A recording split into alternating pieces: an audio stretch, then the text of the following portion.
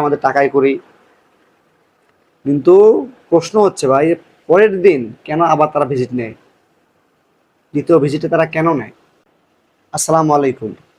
আজকে একটা গুরুত্বপূর্ণ কথা ভাই, আজকে একটা শুনবেন আপনারা। আমার বন্ধুর হার্টের সমস্যা, হার্ট সমস্যা। ডাক্তারের কাছে গেলাম, ভিজিট 1,000 টাকা নিছে। কথা বুঝছেন? 1,000 টাকা ভিজিট নিছে। দেখানোর পরে বললো যে আপনার এই টেস্ট করা লাগবে, এটা করা লাগবে, ওইটা করা লাগবে। ঠিক আছে, করলাম। কালকে আসেন, কালকে যাব। এখন টেস্ট করার পরে এখন বলতেছে যে টেস্ট যখন আবার জমা দেব, দেখাবো, আবার অর্ধেক ভিজিট দিতে হবে। যদি হয় 1,500 দিতে হবে, 1500 হলে 700 দিতে হবে, মানে পরের দিন আবারও ভিজিট দিতে হবে। এখন আমার ভাই আমজনতা, আমি একটা সাধারণ মানুষের একটা আমার প্রশ্ন, আমরা ডাক্তারের কাছে যাই রোগ মানে একটা চিকিৎসা নেওয়ার জন্য ডাক্তারের কাছে যাই আমরা। ডাক্তার যদি সে রোগটা যদি না নিয়ন্ত্রণ করতে পারে, তাহলে তো তার ব্যর্থতা। সে টেস্ট করাইবে, এটা করছে, ওটা করছে, সে তার সুবিধার ক্ষেত্রে এই জিনিসটা করছে, সে ধরতে পারছে না বিধায় এই জিনিসটা করছে। ঠিক আছে, আমরা আমার টেস্টটা আমাদের টাকায় করি। কিন্তু প্রশ্ন হচ্ছে ভাই, পরের দিন কেন আবার তারা ভিজিট নেয়? দ্বিতীয় ভিজিটে তারা কেন নেয়?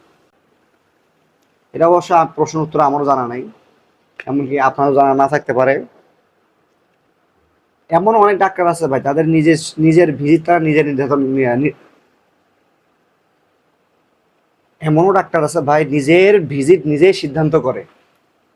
এটা হয়তো আমরা জানি না, এটা স্বাস্থ্য মন্ত্রণালয়ে তাদের কাজে এটা।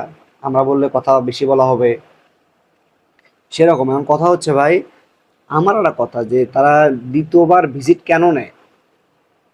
সে টেস্ট করতে বলছে, আমরা টেস্ট করলাম, সে শুধু রিপোর্ট দেখবে, ওষুধ দিবে, বাস, এটাই তো নাকি? আর পরে আবার তাকে ভিজিট দেওয়া লাগে।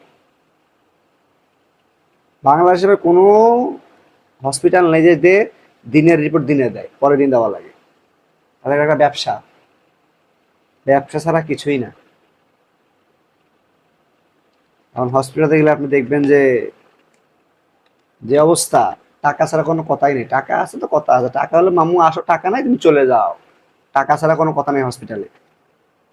এখন ভাই, আমার কথা আপনাদের খারাপও লাগতে পারে যে আমি ছোট মানুষ, বেশি কথা বলি, কিন্তু ভাই আমার বিবেকে এটা বাজলে ভাই এই কথাটা বললাম যে দ্বিতীয় ভিজিটটা এনারা কেন নেয়। আপনাদের মতামতটা ঠিক কমেন্ট বক্সে জানিয়ে যাবেন যে আমার কথাটা ঠিক আছে কিনা ভাই। ভালো থাকবেন। আসসালামু আলাইকুম।